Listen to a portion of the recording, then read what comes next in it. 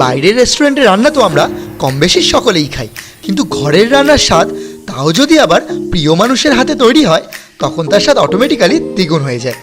ব্লগটা বেশ কিছু মাস আগের। সেদিন আবার ভাগ্যচক্রে বৃষ্টিও হচ্ছিল, কিন্তু ওই যে এই চ্যানেলে মজাও হয়, আড্ডাও হয়। তো চলো তোমাদের সাথে সেদিনের খাওয়া দাওয়া আনন্দ সবটাই শেয়ার করে নিই। নমস্কার সকলকে, আমি Sourav. Welcome to our new blog.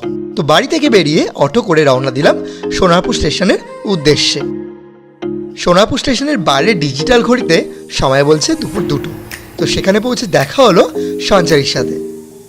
সকাল থেকে রান্নাবান্না করে সঞ্চারী প্রচণ্ড ক্লান্ত হয়ে পড়েছিল, তো আমি ওকে একটা টাটা গ্লুকন কিনে দিলাম। তো সেটা খেতে খেতে আমরা চললাম রবীন্দ্র সদন প্ল্যাটফর্মের উদ্দেশ্যে। মেট্রোকে বিদায় জানিয়ে আমরা চললাম নন্দনে। প্রাণের শহর কলকাতার প্রাণকেন্দ্র নন্দন। মাত্র 30 টাকা দিয়ে এত বড় শীততাপ নিয়ন্ত্রিত সিনেমা হলে সিনেমা দেখা থেকে শুরু করে বিকেলের খোলা আকাশের নিচে আড্ডা, সবটাই যেন নন্দনকে সব কিছুর থেকে পৃথক করে তোলে। বর্ষার আবহাওয়া, সাথে ঝিরিঝিরি করে বৃষ্টি শুরু হয়ে গেল। অগত্যা একটি সেরে নিচে খাবারের তল্পি নিয়ে অপেক্ষা করতে থাকলাম বৃষ্টি থামার। সেগুড়ে বালি। বৃষ্টি থামার পরিবর্তে বৃষ্টি ক্রমাগত বেড়েই চলল। এদিকে বিপদের সময় মানুষ থেকে কুকুর একসাথে আশ্রয় নিলাম এই সেডের নিচে। তো অবলা প্রাণীগুলো কোথায় বা যাবে বলো?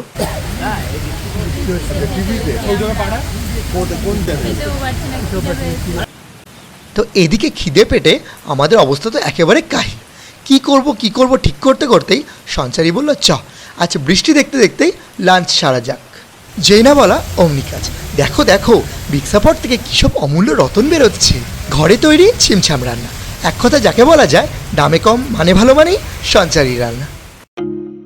ফ্রাইড রাইসটাও এমনিতে খুব সুস্বাদু করে। এলাচ, কাজু, কিশমিশ, ডিম, গাজর, ক্যাপসিকাম ও বিনসের সংযোগে তৈরি ফ্রাইড রাইস দেখতে যতটা লোভনীয় লাগছে, খেতে কিন্তু ততটাই ভালো লাগছিল। দই চিকেন নিয়ে আমি আর কি বলবো, আমার আবার একটু ড্রাই খেতেই বেশি ভালো লাগে। তো ওই রকমভাবেই দই চিকেনও রান্না করে এনেছিল। 1 চামচ মুখে নিতেই মন ও পেট দুটোই যেন তৃপ্তি পেল।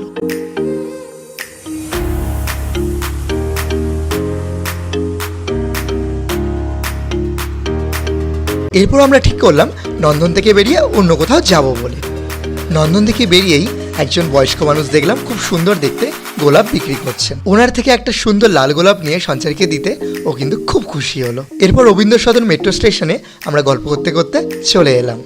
সেখান থেকে কালীঘাট মেট্রো স্টেশনে নেমে হাঁটতে হাঁটতে সন্ধান পেলাম ঠেকা কফি অ্যান্ড শেক বলে একটা ছোট স্টলের। সেখান থেকে আমরা মাত্র 80 টাকা দিয়ে একটা কোল্ড কফি শেক নিয়ে নিলাম। গরমের মধ্যে ঠান্ডা খেতে কিন্তু বেশ ভালো লাগছিল। সেখান থেকে বৃষ্টি স্নাত পথ ধরে হাঁটতে হাঁটতে আমরা পৌঁছে গেলাম লেক মলে।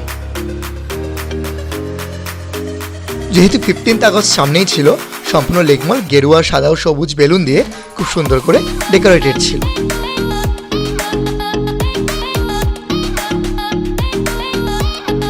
তো এদিক ওদিক ঘুরু করে ম্যাডাম একটু শপিং করলেন।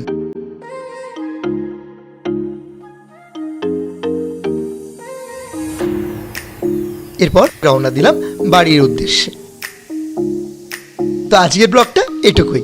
এরকম আরও মিষ্টি কাপেল ব্লগ, ফুড ব্লগ ও ট্রাভেল রিলেটেড ব্লগ দেখতে এক্ষুনি আমাদের পেজটিকে ফলো ও ইউটিউব চ্যানেলটিকে সাবস্ক্রাইব করে দিও। কিন্তু সুস্থ থেকো, ভালো থেকো, দেখা হচ্ছে আবার নতুন কোনো এক ব্লগে।